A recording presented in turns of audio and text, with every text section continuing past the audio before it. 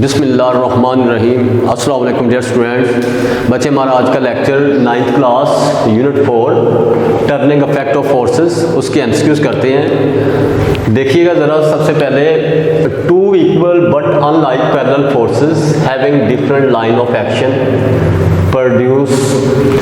दो इक्वल लेकिन unlike parallel forces जो हैं having different line of action, और उनका लाइन ऑफ एक्शन जो है वो भी मुख्तलिफ है। Two equal and opposite forces not in the same line जब होंगी तो वो एक कपल पैदा करती हैं।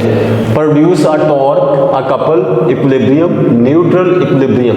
तो ये ऑप्शन आपके पास ठीक है कि आपके पास ये कपल पैदा करती है two equal and opposite forces not in the same line, तो प्रोड्यूस अ कपल। उसके बाद the number of forces that can be added by head to tail rule are the number of forces that can be added by head to tail rule are, यानी head to tail rule method से कितनी number of forces है जिनको add किया जा सकता है। तो there are 2, 3, 4 any number of forces. तो head to tail rule method से हम एनी नंबर ऑफ फोर्सेस जो है उनकी एडिशन कर सकते हैं। तो ये आपके पास ऑप्शन जो आएगा इसमें एनी नंबर ऑफ फोर्सेस, इसको आप टिक करते हैं कि head to tail rule method से एनी नंबर ऑफ फोर्सेस की एडिशन की जा सकती है। Next, the number of perpendicular components of a force are, कि एक फोर्स के परपेंडिकुलर कंपोनेंट्स कितने होते हैं। तो वो आपके पास x and y components 1, 2, 3 and 4, तो 2 कि किसी भी फोर्स के जो परपेंडिकुलर कंपोनेंट्स होते हैं उनकी तादाद जो होती है वो कितनी होती है, 2।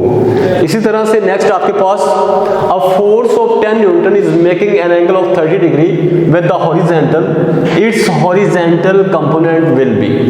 अ फोर्स ऑफ 10 न्यूटन, 10 न्यूटन की एक फोर्स जो है making an angle of 30 degree, वो 30 डिग्री का एंगल बनाती है विद हॉरिजॉन्टल कंपोनेंट के साथ। तो फिर it's horizontal component will B कितना होगा, 8.7 न्यूटन।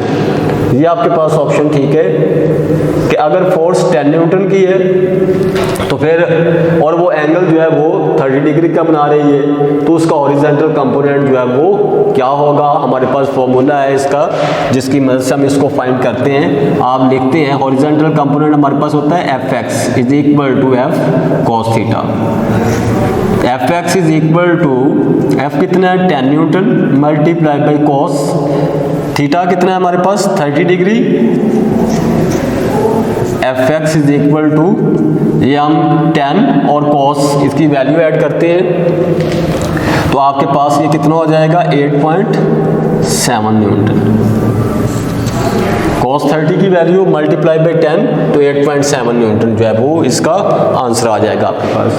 इसी तरह से नेक्स्ट आप जाते हैं, आपके पास a couple is form by two forces perpendicular to each other, two like parallel forces, two equal and opposite forces in the same line, two equal and opposite forces not in the same line. तो अब आपके पास a couple is form by, एक couple जो है वो बनता है, कब बनता है, two forces perpendicular to each other, no, two like parallel forces, no, two equal and opposite forces in the same line, no, two equal and opposite forces not in the same line. तो ये तब बनता है जब दो equal और opposite forces होती हैं और वो एक ही लाइन में नहीं होती, तो उसके नतीजे में ये बनेगा। ये ऑप्शन जो है ये आपके पास बेस्ट ऑप्शन होगा इसका, two equal and opposite forces not in the same line, उस सूरत में कपल बनता है। नेक्स्ट आपके पास a body is in equilibrium when its acceleration is uniform, speed is uniform, speed and acceleration is uniform, acceleration is zero.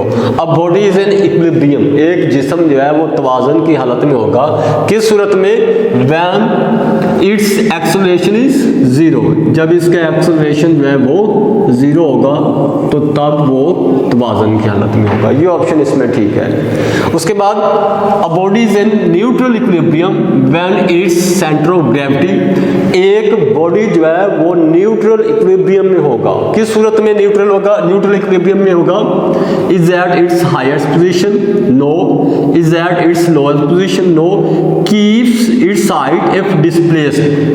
कि neutral equilibrium में वो तब होता है जब उसको डिस्प्लेस किया जाए तो वो अपनी हाइट को बरकरार रखता है। तो सी ऑप्शन जो है ये आपके पास बेस्ट ऑप्शन है इस केस में। अगर उसको डिस्प्लेस किया जाए तो वो अपनी हाइट को बरकरार रखता है। इसी तरह से आपके पास racing cars are made stable by increasing their speed, decreasing their mass, lowering their centre of gravity या डिक्रीजिंग देयर विड्थ। तो racing cars are made stable by, racing car जो है उनको स्टेबल बनाया जाता है, स्टेबल किया जाता है किस तरह से? First increasing their speed no, decreasing their mass no, lowering their centre of gravity. उनका सेंटर ऑफ ग्रेविटी जो है जितना मुमकिन हो सके उनका सेंटर ऑफ ग्रेविटी जो है उसको नीचा रख के जो है उनको स्टेबल किया जा सकता है। तो सी ऑप्शन इसमें आपके पास बेस्ट ऑप्शन जो होगा वो सी ऑप्शन होगा इस केस के अंदर भी, lowering their centre of gravity. एक बार फिर से जरा सुनिएगा। Two equal and unlike parallel forces having different line of action produce, दो equal और opposite forces not in the same line couple बनाती हैं। Number of forces that can be added by head to tail rule are any number of forces। उसके बाद the number of perpendicular components of a force are 2। उसके बाद a force of 10 Newton is making an angle of 30 degree with the horizontal, its horizontal component will be 4 Newton, 5 Newton, 7 Newton, 8.7 Newton, यानी Fx is equal to F cos theta। इसमें values put करके हम निकाल सकते हैं इसका answer. उसके बाद a couple is form by two equal and opposite forces not in the same line. इसी तरह से आपके पास a body is in equilibrium when its acceleration is 0। कोई भी बॉडी जो है वो तवाज़ुन में होगा जब उसका एक्सेलरेशन जो है वो 0 होगा। उसके बाद a body is in neutral equilibrium when its centre of gravity keeps its height if displaced. उसके बाद racing cars are made stable by lowering their centre of gravity, कि जो रेसिंग कार्स हैं उनको स्टेबल बनाया जाता है उनका सेंटर ऑफ ग्रेविटी जो है वो नीचे रख के। तो बच्चे ये था हमारा आज का लेक्चर। इंशाल्लाह नेक्स्ट वीडियो के अंदर चल के हम 3rd यूनिट के एमसीक्यूज करेंगे। तब तक अपना ख्याल रखिएगा। अल्लाह हाफ़िज़।